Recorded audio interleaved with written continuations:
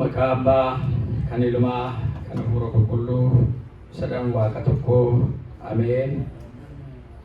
Waaqayyoon kan jaallatan onnis kan isin jaallatu sanbata barii kanaan mana kiristaanaa isaa addunyaatti qaamaan kan argamtanii hundumti keessan akkam bultanii akkam jirtu akkam yoo nageessan Waaqayyo keenya uumaan keenya tiksee keenya yeroo hundumaa ganama haaraadha akka qulqulluun Daawit jedhee isa galateeffatee ganama keenya kana guyyaa kana umurii keenyatti nu dabalee bakka ciisnee turree nu dammaqsee nu kaasee asitti qaamaan akka walitti dhufnee isa galateeffannu kan taasisee Waaqa keenyaaf galanni isaaf haa ta'u. Egaa maatiiwwan Waaqayyoo guyyaan har'aa guyyaa addaati. Guyyaan amma keessa jirru guyyaa qophiidha. Sanbanni kun guyyaa borii jalqabnee sooma guddaa ittiin jalqabnuudha jechuudha. Guyyaan har'aa sanbanni har'aa maqaa of danda'e qabaa. Samiirraa yookaan waaqarraa gadi bu'uu guyyaatti yaadannuudha jechuudha. Kanaaf zawarada jedhanii geessiidhaanii gadi bu'uu jechuudha hiikin isaa. Isa kana immoo Wangeela Yohaannis boqonnaa 3 lakkoofsa 16 irratti argannaa jechuudha.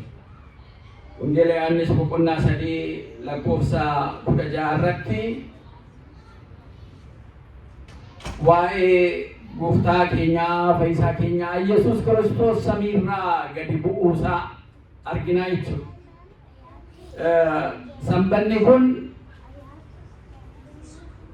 Waaqayyo ilma isaa tokkicha samiirraa gara lafaatti gadi nu buusuusaa Gooftaan keenya Yesuus Kiristoos samiirraa gara lafaatti bu'uusaa ilmi namaa samiirraa gara lafaatti gadi bu'ee jedha Yesuus Kiristoos. Wangeela Yohaannis boqonnaa 3 lakkoofsa 13 jalqabee ilmi namaa inni samiirraa gadi bu'ee malee kan lafarraa ol ba'ee hin jiru jedheetu of ibsa. Ilma namaa ofiin jedhee ofuma isaatiin ibsa jechuudha. Yoo Waaqayyo nu eeyyame yeroo qabnu kanatti jaramman kakaase kana hundumaa laallee sooma guddaa keenya akkaataatti jalqabnu kanatti xiyyeeffannoo goonee gara jireenya keenyatti jijjiirree hiikneetu barumsa keenya akkuma Waaqayyo nu eeyyametti xumurraa jechuudha. Egaa mata duree barumsa keenyaa kan ta'us Yohaannis qulqullichi akkuma katabetti Wangeela Yohaannis boqonnaa 3 lakkoofsa 13 irratti Waaqaa yookaan samii irraa gadi bu'uu isa jedhu sana mata duree godhanna. Zawarada isa jedhanna afaan Geezii sanaan. Karaa biraadhaan soomin inni kun torban inni itti aanu kun sooma Hilqaal jedhaniis hin moggaasu. Inni kunis hiika mataasaa qaba. Seenaa sana keessa baay'een turru seenessaa maaliif jireenyatti jijjiirree jireenya keenya wajjiniin walitti dhufeenyi isaa maalii isa jedhu sana Wangeela Maatiyos boqonnaa 4 irraa isa jiru sanas caqasnee soomii Gooftaa keenya Yesuus Kiristoos sana irratti bu'uura godhanneetu sooma jalqabnu kana labsii soomaa jalqabnu kana waliin ilaallaa. Yeroon fuuldura keenya jiru kun ayyaanni keenya hafuurri keenya yeroo kam caalaa tasgabbaa'ee ayyaana Waaqaa wajjin ayyaana uumaa wajjin ayyaana tiksee keenyaa uumaa keenyaa wajjin tokko ta'ee fedhii isaa raawwachuudhaaf yeroo inni itti tattaafatu ta'a jechuudha. Yeroon sooma guddaa kun yeroon soomii guddaan kun keessi keenya hafuurri keenya cubbuu adda addaarraa qulqullaa'ee yaada adda addaarraa qulqullaa'ee qaamni keenya cubbuurraa of ittisee fagaatee yeroodhuma kam caalaa sagalee Waaqayyoo dhaga'uudhaan galata Waaqayyoo galchuudhaan Kana duwwaas miti. Ofii tsoomaa nyaata dhiisnee dhugaatii dhiisnee utuma mana jiru gaafa irraa of qusannu jara beela'anis yaadachuudhaan jara dheebotanis yaadachuudhaan kana duwwaa miti waan Waaqayyo jaallatu waan gaarii isa hidhame isa dhukkubsate gaafachuudhaan waan gaarii hojjechuudhaan itti dabarsinaa jechuudha. Inni kun ajaja Waaqayyooti. Kanaaf egaa bu'aa xoomii kana keessaa argannu maaliif xoomii kana xoomuun akka nu barbaachisu amaluma nutti taanaa waggaa waggaadhaan barri naanna'ee gatii dhufuuf xoomnamu bu'aa irraa buufannee jirra illee jennee of gaafannaa jechuudha maatiiwwan Waaqayyo. Kanaaf yeroo nu kenname kanatti Waaqayyo abbaan keenya anaaf arrabatti naasa'u isinis immoo laphee keessan banattanii dhaggeeffatanii akka Liidiyaa firii 30, 60 fi 100 akka baafattanu ayyaanni Waaqayyo sagantaa keenya kana nuuf to'atu. Waaqarraa yookaan samiirraa gadi bu'u. Inni kun mata dureessaa Wangeelaa Yohaannis boqonnaa 3 lakkoofsa 13 irra jira. Isa kanas gooftaan keenya Yesuus Kiristoos namicha Niqoodimoos jedhamu barsiisaa Ayhuudotaa tokko wajjin utuu walitti haasa'u waa'ee mootummaa Waaqayyoo, waa'ee iccitii lammata dhalachuu, waa'ee iccitii cuuphaa gaafa Niqoodimoositti himuu isa kana keessatti dubbate. Niqoodimoos guyyaa guyyaa abbaa seeraa ta'ee murteessaa oolaa sheengoo Ayhuudii sana keessa jiraataa barsiisaa jedhanii kabajuun innis immoo nama barateedha. Haa ta'u malee waa'ee Yesuus Kiristoos dhaga'e. Yerusaalemii fi magaalli guutummaa dhumtisee waa'ee Yesuus Kiristoos irraa samtee yeggoo jirtu sanaayyuu gara Yesuus Kiristoositti dhufee yaa barsiisaa waan ati hojjettu kana Waaqarraa ergamee Waaqarraa fudhatee Waaqni eeyyameefii yoo ta'e malee waan ati hojjechaa jirtu kana namni tokko iyyuu hojjechuu hin danda'u ittiin jedhee faarsaa. Atis immoo kana ala faarsitu innis dhaga'u sunis immoo irra deebi'ee faarsa. Aadaan isaanii akkan si faarsaa sitti dhufa. Si faarsaa sitti dhufeetu atis immoo maali atumtuu kana hubachuun kee nama guddaa gadi taate eenyuyyuu kana natti hin beekum jara keenyaadha. Inni kan akkanumaan natti uffata ati garuu hubannaan kee cimaadha. Namootas jiran kana keessaa adda baatee kanayyuu hubachuun kee atammam akka nama hubattee akkam nama akka baratteeti naan jedheetu eeganni jechuudha. Jireenya hawaasawaa keessatti nama lasii faarsaa dhufu waan lama hubachuu barbaachisa. Faarsaan sun wal nu baasuudhaaf immoo faarsaan sun gad nu deebisuudhaaf isa jedhu sana hubachuun baay'ee barbaachisa. Namni ala faarsaa dhufu galateeffachaa dhufu galata sii malu sii kennaa jira moo sitti himaa jira moo waan sirraa barbaadu sana argachuudhaaf waan ati barbaaddu si dhageessisaa jira inni jedhamu kunillee baay'ee barbaachisaa jechuudha. Al tokko namoonni waan nurraa barbaadanu argachuudhaaf waan nu feenu nutti dubbatu.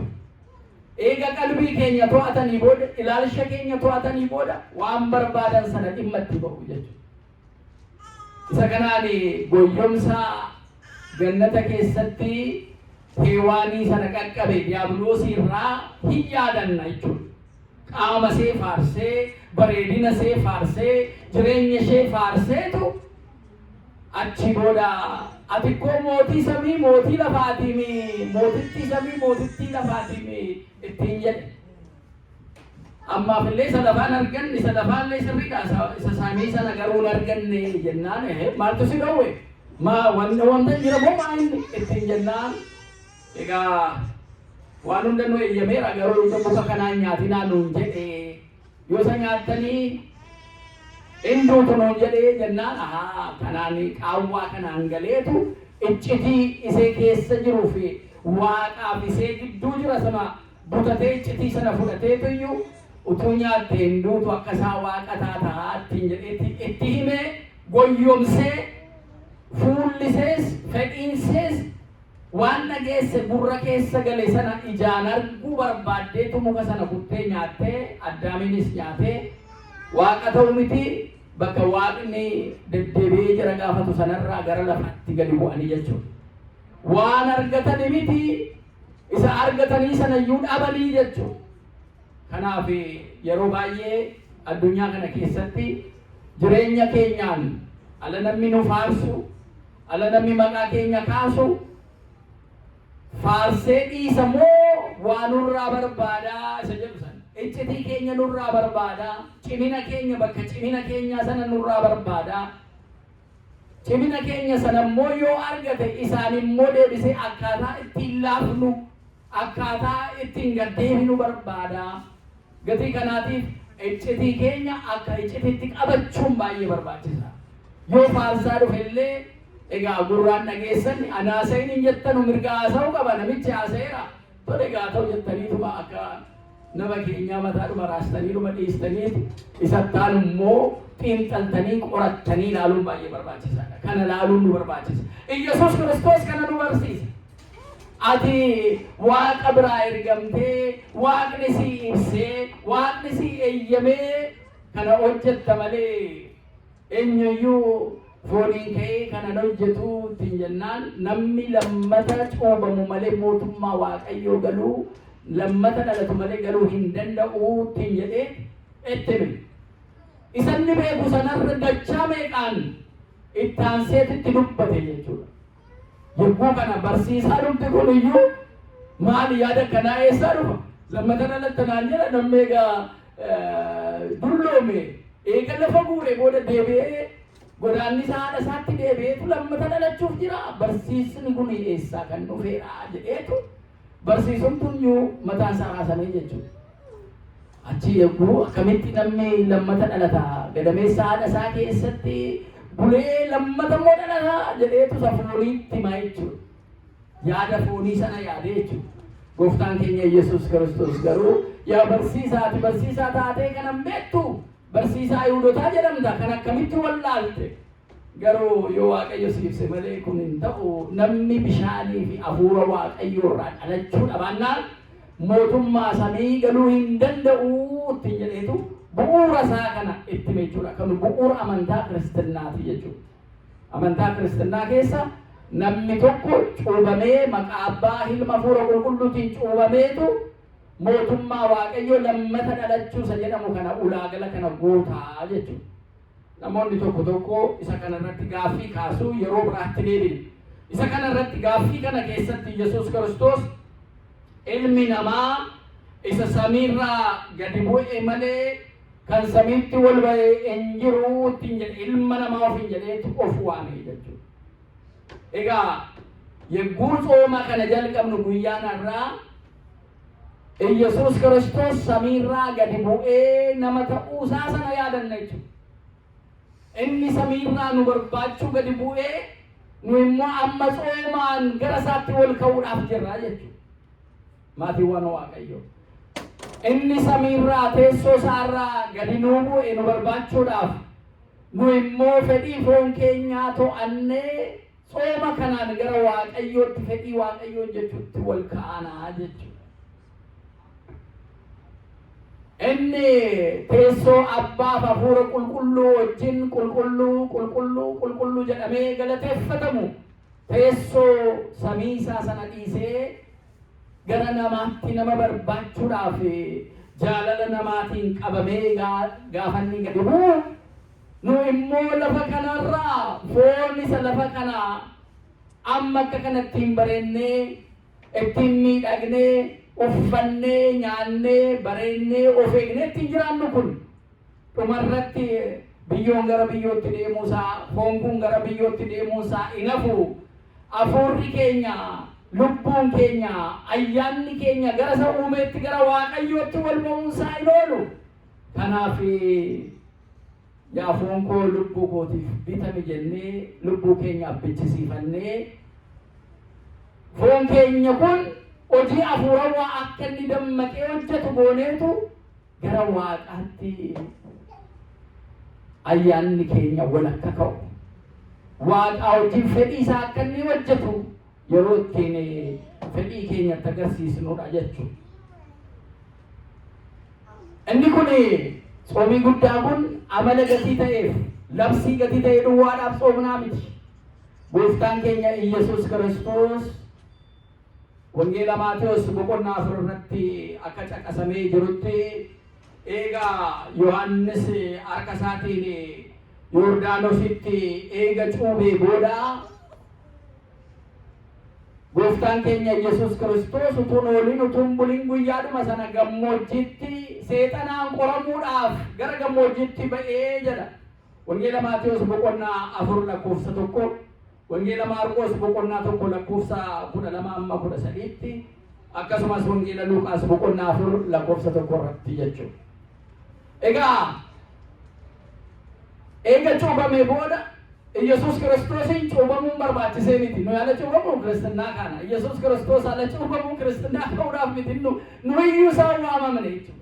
Hundeessaa Kiristinnaati. Maaliif cuubame ala jennu fakkeenya nuu kaa'uudhaaf. Waan jedhe sana akkaataa nu ittiin raawwannu bishaanii hafuura Waaqayyoo irraa lammata dhalachuu keenya akka agarsiisnuuf yagguu cuubame sana samiin banamee ilmi koo inna nan jaalladhu isa kana isa dhagaa kan jedhu sagaleen abbaa samiirraa duumessa keessaan ala dhufu hafuurri qulqulluun fakkeenya gugeetii adiidhaan isarraa lama dhuftee boqochuu samiin banamuu sana kan arginu cuubamuunsaa fakkeenya guddaa akka nuu ta'u nuyi akka cuubamnu sanuu kaa'e sana jechuudha. Yoo cuubamtan samiin isinii banama. Iccitii samii kana bartu. Abbaaf hafuura qulqulluu anaa wajjin jiraachuu kan dandeessanu yogguu cuubamtanuudha. Bishaan qulqulluudhaan cuubamuun keessan iccitii samii irra jiru sana akka argitanu ta'a ala nuun jedhuyyuu fakkeenya kana Yordaanositti Gooftaan keenya Yesuus nu raawwatee utuun ooliin utuun buliin immoo gara gammoojjiitti sooma sanaaf deeme. Halkan 40 guyyaa 40 utuun nyaatiin utuun dhugin Gooftaan keenya Yesuus Kiristoos soomaan dabarsee jechuudha. Namoonni tokko eega Yesuus Kiristoos nu tsoomee tsoomii maalii barbaachisaa maa tsoomtuu kan jedhan illee jiru jechuudha. Isaan kana booda Gooftaan keenya Yesuus Kiristoos guyyaa 40 booda nyaateera. Gatii kanaatiif Yesuus Kiristoos gatii tsoomee fixee booda nyaateef nyaatni maal barbaachisaa jedhanis itti deebi'anii jirri sun nyaata dhiisanis gaarii ture jechuudha. Waliigalaa jirra. Yesuus Kiristoos guyyaa 40 halkan 40 nu tsoomee jira. Kanaafuu tsoomii sin barbaachisu siinii inni nu tsoomeeraa kan jedhan eega tsoomee booda Yesuus Kiristoos nyaatee jira gatii ta'eedhaafi nyaati nu barbaachisuutu jedhanii nyaatas dhiisanii gaarii ture jechuudha. Gatii kanaa kun wal faalleessa. Yesuus Kiristoos guyyaa 40 halkan 40 kan inni tsoome humna tsoomii keessa jiru nutti agarsiisuudhaaf jechuudha. Fakkeenya nu ta'uudhaaf jechuudha. Tsooma ala tsoomnu qormaanni akka jiru diiyaabiloos akka nu qoratu ala tsoomnu nutti agarsiisuudhaaf tsoomee jechuudha. Qormaanni maaliif jiraata jechuun qabnu garuu immoo qormaanni kamiyyuu yoo dhufe immoo tsoomnee tsoomaan immoo injifannaa jechuudha. Galanni Waaqayyoof haa ta'u. Gatii kana fakkeenya nuu taa'e fakkeenya nuu kaa'e yeroo hundumaa dubbisuu qabna. Wangeela Maatewos boqonnaa 4 jalqabnee boqonnaa 4 lakkoofsa 1 jalqabnee gammoojjiitti ba'ee Yesuus Kiristoos halkan 40 fi guyyaa 40 eega tsoomee booda beela'ee jedha.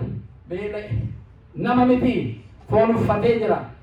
Guutumatti namaa guutumatti waaqa kan jennuufis kanaaf samiirraa kan bu'ee inni jedhame sun isa samiitti wal ba'uuf jiru isa samiirra dursee ture isa Yohaannis boqonnaa 1 lakkoofsa 1 irratti jalqaba isa ture waaqa bira isa ture waaqa kan ta'e hundumtuu kan isaan ta'e isa malee wanti tokko kan hin taane kan ta'e kan hin jirre dukkanni illee isa mo'achuu kan hin dandeenye ifa dhugaa kan ta'e ittiin jedheetu Isa kanatiyyu wangeela Yohaannis boqonnaa tokko lakkoofsa 14 irratti dhufee nama ta'ee jira, foon uffatee jira, isa samiirraa gadi bu'e Yesuus Kiristoos. Ilma Waaqaa Waaqa jennee abbaa ilma hafuura qulqulluu alla jennu ilmanni jedhamu Yesuus Kiristoos. Yesuus Kiristoos maqaa jedhu sana kan fudhatee fooniin dhalatee booda duraan ilma jedhameetu qulqulluu jedhamee abbaa ilma hafuura qulqulluu sadan Waaqa tokkoo sanaaf galanni dhiyaataa ture jechuudha. Amma inni fooniin gadi bu'ee jaalalaan gara namaatti dhufuusaa sana qaamaan arginutti jechuudha.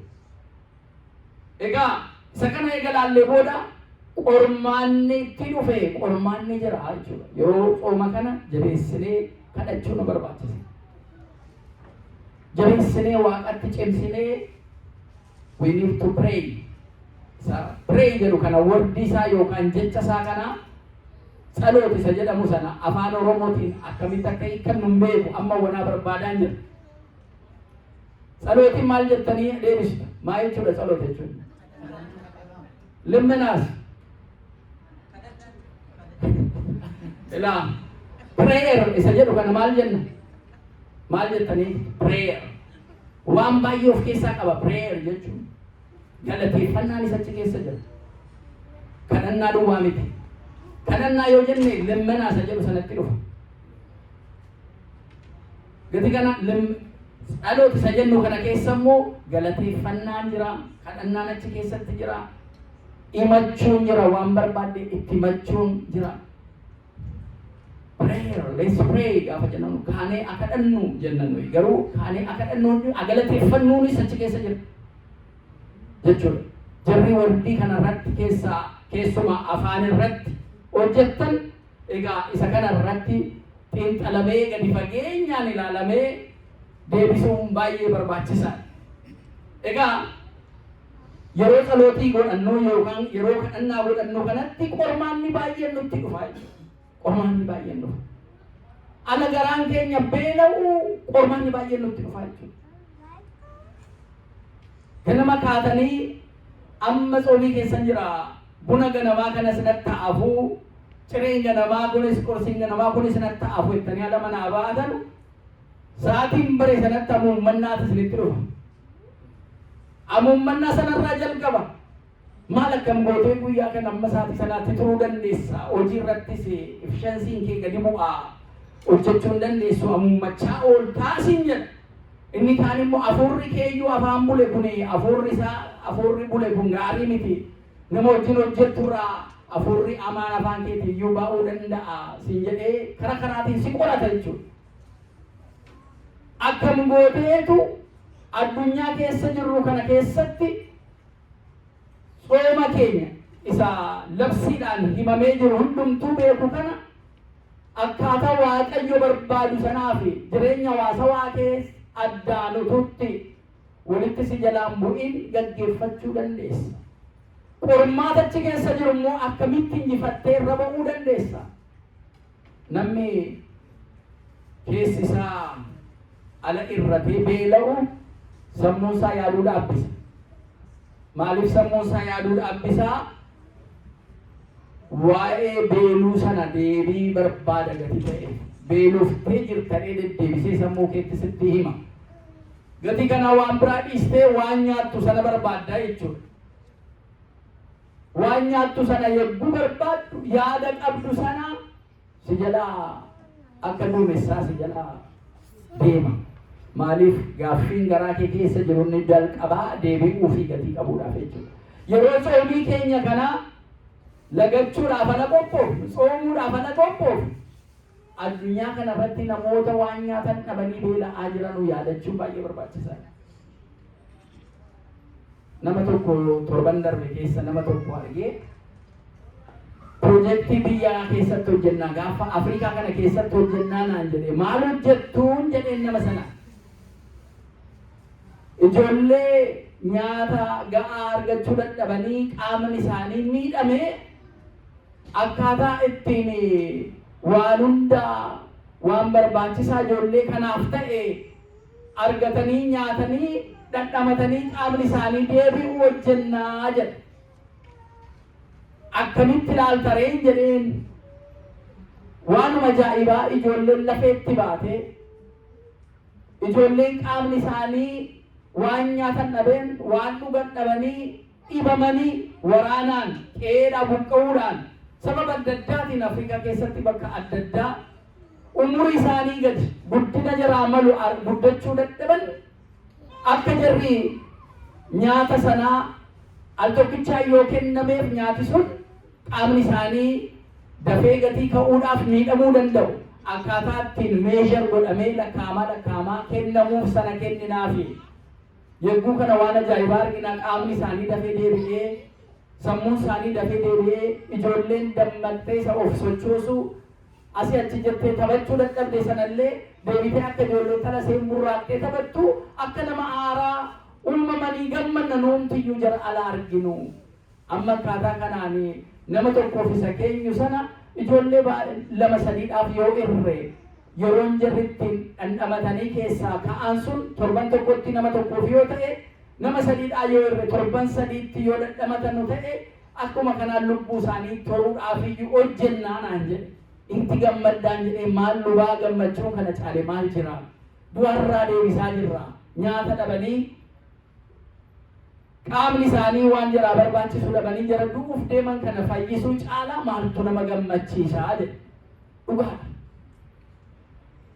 Amma nuyi jara kanaa yaadanna jechuudha yeroo tsooma keenyaa kana waa'ee waraanaatiin waa'ee qe'ee isaaniitiin mana isaaniitiin buqqa'uudhaan bakka adda addaa irratti bakka waraanni jiru addunyaa kana keessa beela keessa jiran yaadanne jechuudha yaadachuu duwwaa miti. waan dandeenya gumaachina jechuudha waan dandeenya gumaachina namni nu argaadhaafis miti waaqni nu argaadhaaf isinii wajjin jirraadhaaf waaqayyo isin gargaaruu jechuudhaaf wanti isin keessa jirtan amaadha cimaadha namatti ulfaata garuu amma humna kootii ayyaana kootiin si yaadadheen jira waaqayyo immoo kana caalaa rakkina keessan isiniif asalphisuu jennee jara yaadanna jechuudha kiristinnaa keessatti xoomuu ala lagannu ala tsoomnu jara kana yaadachuun baay'ee nu barbaachisa gatii ta'edhaaf isa keessa iyyuu qormaan ni jira namoonni ala beela'an eenyummaa isaanii dagatu Mother Teresaan when I see the angry person I see the body of Christ ala nama beela'e argu qaama Yesuus Kiristoos sanan argaa jette namicha miti kan argitu jechuudha laala qaamni sun qaama Kiristoos fannoo irratti fannifamee du'eedhaaf gatiin kaffalameef sana jechuudha diimaa ta'uu gurraacha ta'uu magarsoo ta'uu waa'ee kalarii namichaa sanaa miti jechuudha nama ta'uu isaa sana nama ta'ee nama rakkate sana ala arginu nama beela'e sana ala arginu abbaan amantaa wangeela qabannee yookaan kitaaba amantaa qabannee bira geenyee sa'aatii 12 guutuu yoo itti lallabaa oolle daabboon nyaatamu tokko bishaan dhugamu waanuma tokko kennuufi yoo dhabaanne waan fayyadnuuf waa tokko qabu maal rabbi kun iyyuu akkama maadhaa jechuu danda'a namichi beela'ee ciisu sun jechuudha alatti lallabaa oolu gurra kamiin nu dhaggeeffannoo garaaroo daabboo jechaa jira bishaan jechaa ni jira gatii kanaatiif namummaan bu'uuruma kiristinnaa kanaa akka ta'e argina jechuudha hojii namummaa hojjechuun bu'uuruma amantaa keenyaa akka ta'e argina jechuudha isa beela'ee isa dheebotee jiruuf yaaduu jechuudha amma addunyaa kana irratti namni soomu hin dhabamne amantaa hundumaatiin namni hin soomu garuu soomiin kun isa waaqayyo jaallatu ta'uu hin dandeenye ala sooma keessanii nama ajjeestu nuun jedha ala sooma keessanii murtii dabsitu nuun jedha waaqayyo ala sooma keessanii nama beelessitu nama dheebossitu murtii haqaa hojjechaan jirtan ala sooma keessanii nuun jedha waaqayyo isa kana keessa gaaffii waaqayyo jira waaqayyo isa jaan argine kanaaf gatii akka nuu kaffaluuf soomna obboleessa kee isa jaan argitu garuu in rakkista yoo ta'e murtii jalaan dabsita yoo ta'e in dheebossita in beelessita yoo ta'e in ajjeesta yoo ta'e ati sobduudha obboleessa kee jaan argituuf waa kan hin goone waaqa isa jaan keetiin hin argineefi kanan godhannati jettu ati sobduudha nuun jedha waaqayyo kanarraa waaqayyoon keenya nu baraaru utuu dhugaatti deebi'e addunyaan kunuu waraana marsaadhaan geggeeffatu kanarraayyuu deebi'aa ture. Fakkeessuun baay'ate. Bakka mana Waaqayyoo keessa jiraannee akka Waaqayyo nu ajaju kanaan deemuu dadhabne. Gufuu baay'een nu gufate. Inni kaan weeddisuudhaan, inni kaan qabeenya agarsiisuudhaan qalbiin keenya mana Waaqayyoo keessaa ba'e.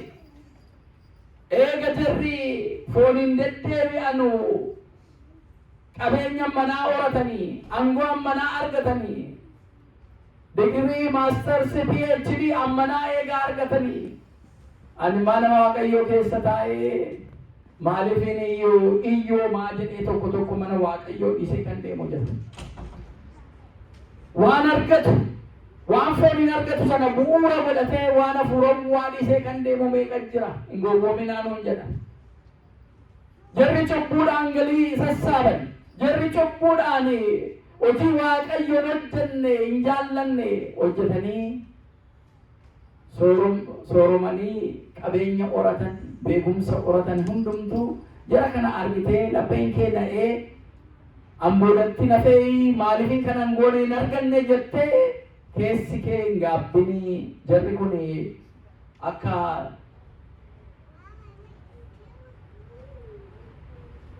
xeezaan ni jennu kun maal fixeensa ganamaa ala ganama kaatan margarratti fixeensa argitu. Yagguu aduun ganamatti baatu fixeensi sun ala deebitan hin argattanuun jechuudha. Jarri cubbuudhaan bu'uura godhatanii wal ka'aanu kun akka jiratti naaffiisitti hin dhaga'amne akka fixeensa kanaati. Yeroodhaaf mul'atu malee hundee hin qabanu. Alaaduun dhugaatti baatu hin bittinnoofti jedha maatiiwwan Waaqayyoo. Tsoomni Yesuus Kiristoos tsoomni kun isa Waaqayyo jaallatu san, isa Waaqayyo nutti gammadu san ofii keenya maatii keenyaaf, ofii keenyaa saba keenyaaf, biyya keenyaaf, addunyaa kanaaf bu'aa tokko waan buusu ta'uun baay'ee barbaachisaadha jechuudha. Kana ta'uu dhabaannaan lagataniiruma deebi'anii guyyaa immoo cireedhaaf laaqana walitti makanii nyaata mataanaan tursanii nyaachuudha, achi keewwatanii nyaachuudha malee kun tsoomii jedhamu jechuudha.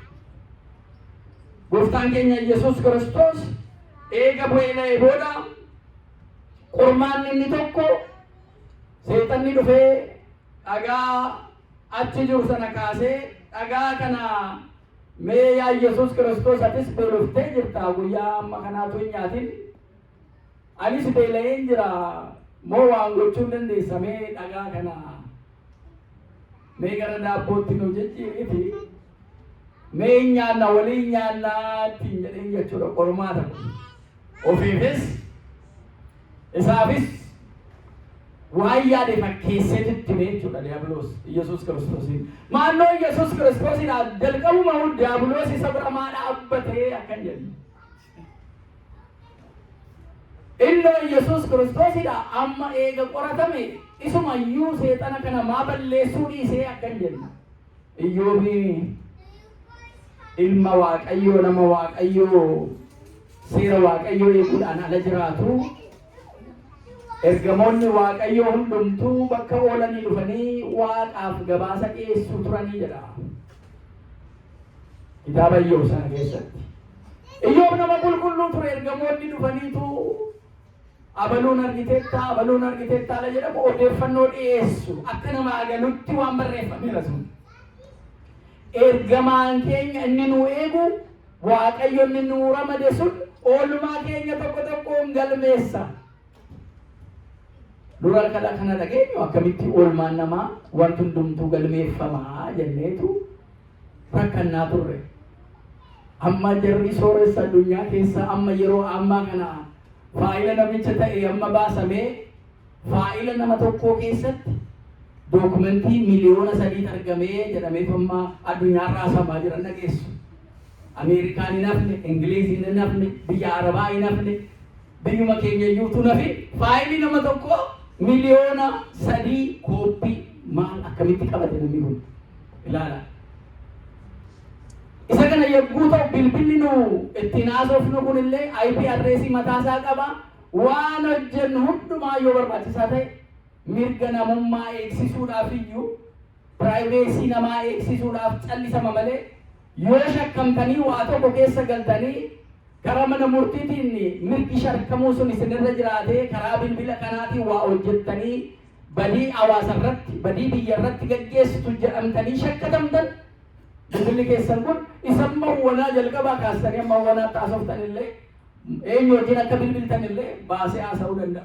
Dhugaadha miti kun sin sodaachisuudhaaf miti kun dhugaa jiru. Egaa namnillee kana eega godhee jechuudha. Theology is the queen of science jedhanii jarri theology kun gaafa haasa'anu theologiin jechuun waa'ee waaqayyoo kitaabni amantaa kuni bu'uura saayinsiitii jedhama. Isa nuyi akka kanaan lallabnu inni taa'ee dhaga'u immoo kuni akkana ta'e akkanatu ta'e jedhee koompitara kana uumee koompitara kanaan immoo daataa jiru kan akkanaan funaanee isa samii irratti raawwatama jedhamu lafa irrattis nama hojjechuu jalqabe jechuudha. Kun mul'ata guddinaa addunyaas gara qaroominaatti fiduudha. Gaariidha kun.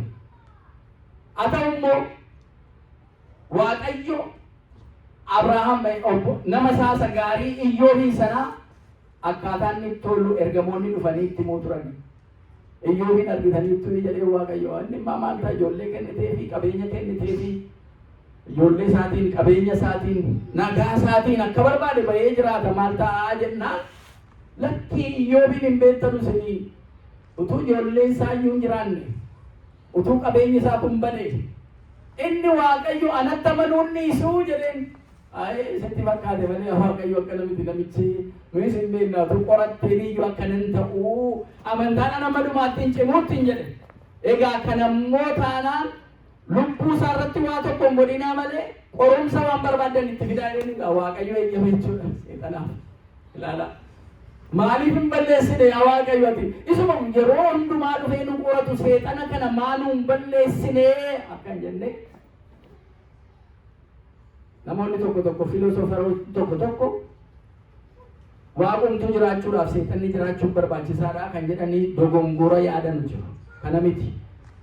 Seexanamayyuu ergamaa ture dura seexana waaqni hin uumne. Diiyaabiloos Saaxinaa'el inni jedhamu ergamaa Waaqayyoo kan ture garuu didee teessoo isaa dhabee adabamee kan gara lafaatti gadi bu'edha. Waaqayyo waan hamaa waan gaarii hin taane hin uumne. Waaqayyo gaarii gadi ta'eef waan gaarii hunda uume. Amalamummaan isaa iyyuu gaarummaadha. Kanaaf Waaqayyoon amalamummaan isaa gaarummaa gadi ta'eef waan hamaa waan gaarii hin taane akka hin uumne hundumti keenya beekuu amanuus qabna jechuudha. Waan gaarii hin taane hin uumu Waaqayyo. Garuu immoo seexanni waan gaarii ta'ee uumamee bakka gaarii hin taanetti of argame jechuudha. Ofuma isaatiin fedhii isaatiin ajajaaf abboommii Waaqayyoo kan cabse jechuudha. Inni kun nu qorachuudhaaf dhufa. Akkuma Iyyoobiin qorate dhufe immoo Gooftaan keenya Yesuus Kiristoos fuuldura dhaabbatee atis beeloftee jirta anis beela'een jira maaloo daabbootti nu jijjiiriti kanan nyaanna waan nyaatamu nu godhi dhagaa kanaa jedheen. Gooftaan keenya Yesuus Kiristoos namni isa nyaatuuf isa dhuguu kana duwwaadhaan hin jiraatuutti hin jedhe. Sagalee Waaqayyoorraan kenna Waaqayyoodhaan jecha Waaqayyoorraan ka'een malee nyaateef dhugee duwwaadhaaf hin jiraatuu jedhe. Kanaaf namoonni baay'een addunyaa kanarratti waan nyaatan maaddii isaanii hundumtuu guutuudha. Waan dhugan waan barbaadan dhugu garuu keessi isaanii irruutitti dhaga'ama. Maaliif Waaqayyoon hin qaban hubati ta'edhaaf jechuudha. Maaddiin nyaatan maaddii irraa dhugan guutuu ta'uunsaa foon isaanii fayyada ta'a malee hafuurri isaanii jalaa kan jeeqaman baay'eetu jira jechuudha. Jara kanaatiif qaqqabuu nu barbaachisa yeroo soobii keenyaa kana. Jara hafuura isaaniitiin jeeqaman, jara irkoo dhaban, jara abdii kutanii jiraniif qaqqabuun nu barbaachisa jechuudha. Abdii ta'uufiin nu barbaachisa. Abdii itti agarsiisuun nu barbaachisa. Wanti qaban hundumtuu jalaa manca'ee badee wanti isaanitti abdatan wanta nyaadhuun qaba kan hin dhuguun qaba halkan garuu nagaa hin qabu rafee buluun dadhabee kan jedhan guyyaa boqota hin qabu kan jedhan keessa isaanii dhibbatu jara kanatti yeroo xoomii keenyaa kana waaqayyoon itti agarsiisuun baay'ee barbaachisaadha. Namni hundumtuu lafa kana hundumaa yoo bitee aangoo argate lubbuu isaa yoo oolshanne maal isa fayyadaa jennee itti himuun baay'ee nu barbaachisa jechuudha. Maatiiwwan waaqayyoo ala wal arginu maal walitti himna? Ala wal arginu wal jajjabeessinaa. Ala wal arginu abdii walitti horraa. Ala wal arginu waan waaqayyo nu godheef galateeffannamoo irruu keenya nu jalaa irrate waan jennu walitti himnee abdii wal buusna. Jireenyuma dhuunfaa keenyatti waaqayyo akka nu wajjin jiruuf kaleessa inni nu ceesise sun arra nu wajjin jira. Jabaadhu jabaadhu waliin jennamoo waanuma nu marsee yeroo keenya gurra keenyaaf laphee keenya to'atee galata waaqayyoo ittiin dhiyeessuu qabnu sana yeroo nu jalaa fudhateetu komachuutti deemna. Yoo komanna ta'e hin komatin asiniin jechaa jiru filannoo gaggeessan jireenyuma keessan jireenyuma dhuunfaallee jechuudha. Of komachuu criticize of gochuu waan nama faayidaa hin qabneedha jettees gad of buustees of ilaaluun mirga keeti garuu siin fayyadu. Maaliif waan ati ofitti hin teenyu qaamni keessi ajajamee si hojjeta jechuudha.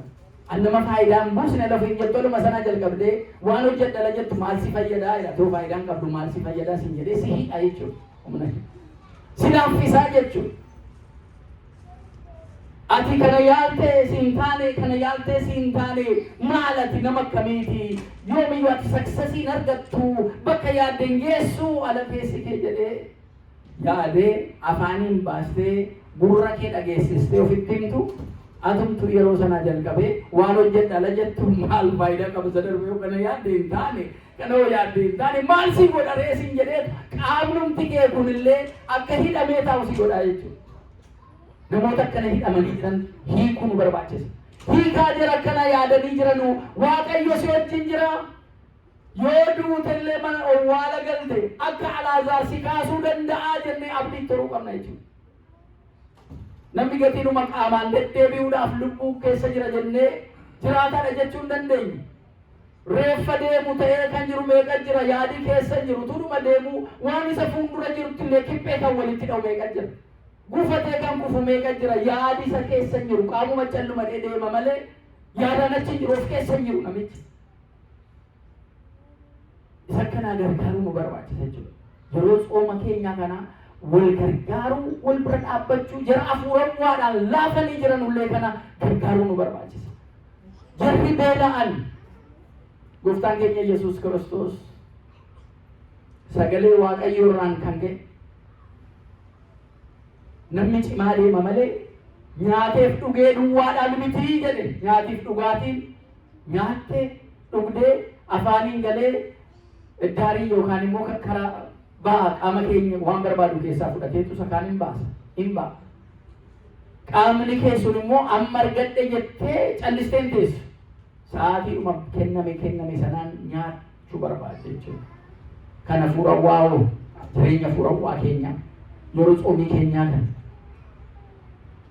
maal qophoofnee jira maal tadda nu godha isa waggaa kanaa maal tadda nu godha karoorri isin qabattanii jirtan dhuunfaa keessaniif nama ta'eetu kaleessa bilbila naa bilbileetu lubaanaan jedhe ani iddoo akkanaatiin mana qabaa iddoo akkanaatiin mana qabaa ani fayyisaa addunyaarraa fagaadhee jiraachuun barbaadu silaa utuu naa ta'ee fayyisaa addunyaan mana qabaate alqeeduma sanatti galee tan bakka kanaan booda waaqa tajaajilaa utuu jiraadhe nan gammadaanaan jedhe namni ta'e.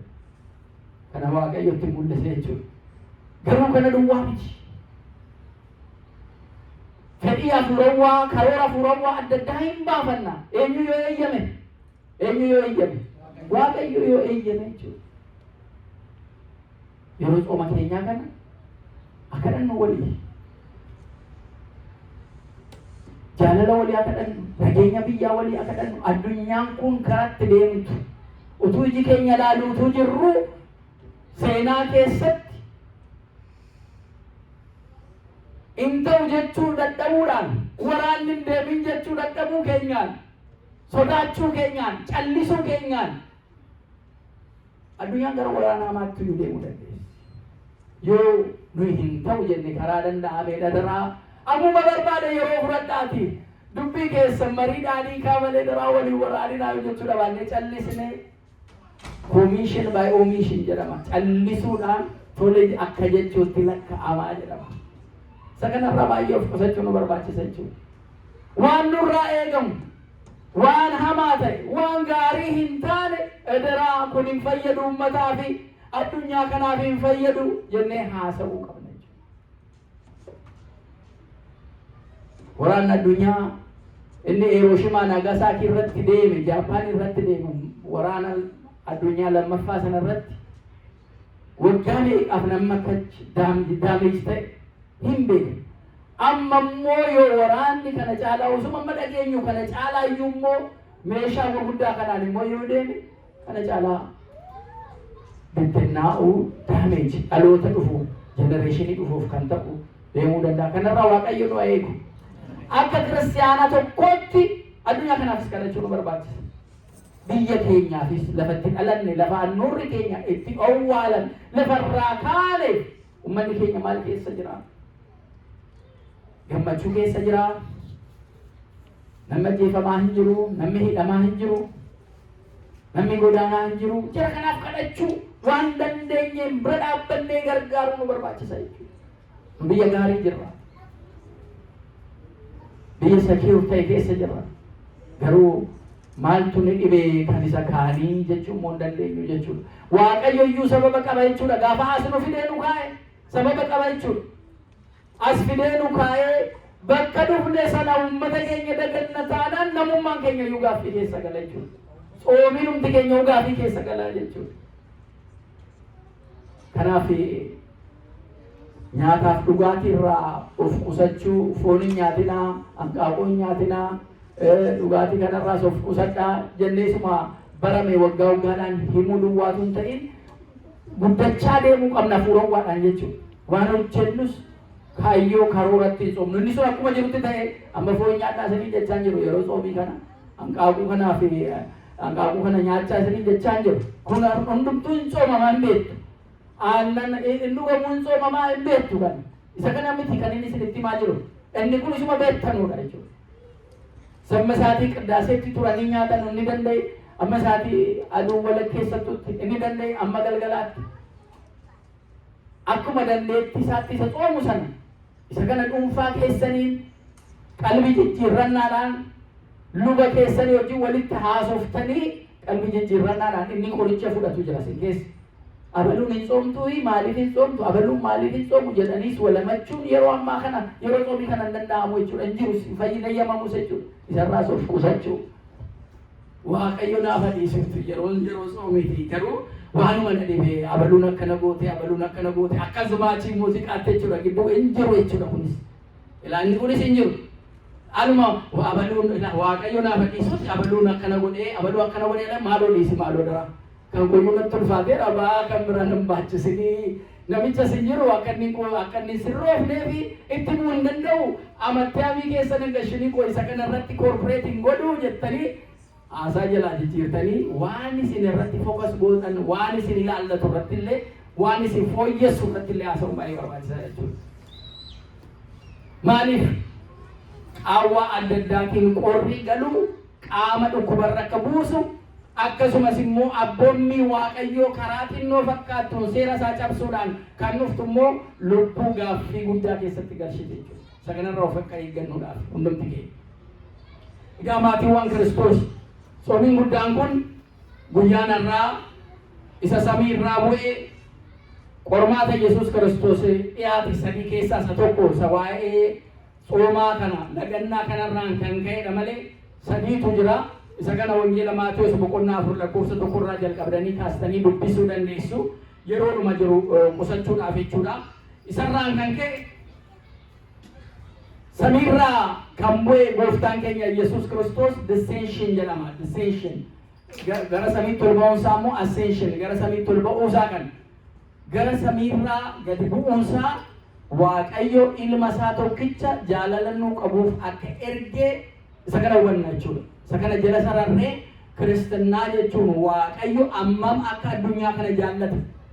Namoonni tokko addunyaan kun cubbamtuudha, yakkamtuudha, baduu qabdii jedhee namni murteessu jira. Nuyi isaan tokko alawaa waan adda addaa dhageenyu addunyaan kun maal baddee jirti, cubbuu duwwaa keessa jirti, baduu qabdii ala jennu daa'imman qulqulluu kana immoo arguun nu barbaachisa jechuudha. Waaqayyo immoo isa cubbamaa isa qulqulluu wajjin hin balleessu. Waaqa abbaa murtii gatii ta'edhaaf. Gatii kanaatiif namni 5 argamnaan magaala tokko ishee baduuf kaatee nam fayyisaa jedha gooftaan keenya Yesuus Kiristoosis. Magaala tokko keessa namni 5. Amma mana amantaa kana guunnee kan jirru hunda keenya keessaa namni 5 argamnaan bakka mana amantaa keenya kun cimaadha jechuudha. Maal lubaa nama kanatoo jira kana keessaa nama 5 barbaaddaa'ee tunaan jettanii amma akka ija namaatti mee kiristaanonni cimaan kana keessaa eenyutudhaan jettanii fuula keessan ilaalee fuula keessaniin shakkee isinitti himuu nan danda'a. Abaluun asii abaluu jedhee jechuudha. Waaqayyo fuula ilaalu. Maal ilaalu? Laphee ilaala. Gatii kanaan laphee gaafa ilaalu Waaqa wajjin namni jiru namni 5 as keessa jiraannaan biyyumaaf hundaa'a jechuudha jara keenya. Jara 5 keessaa tokko ta'uudhaaf qophaa'uudha jechuudha. Soomni keenya kun filatamtoota jara 5 keessaa tokko jara biyya badiin akka hin dhufne saba irratti badiin akka hin dhufne ittisuu danda'anu garaa Waaqaa qaban ayyaana Waaqaa qaban 5 keessaa tokko ta'uudhaaf jabaachuu qaban jechuudha. Inni kun bu'aa amantaa keenyaa, cimina amantaa keenyaa nuyi isa akkaataatti hin barbaanneef akkaataa Waaqayyo ittiin nuu deebisu sanaatii jechuudha. Kunaaf immoo of jajuu aadaa keenya keessattis of jajuun hin jiru. Waaqatu hojjete, Waaqatu kana godhe jedha.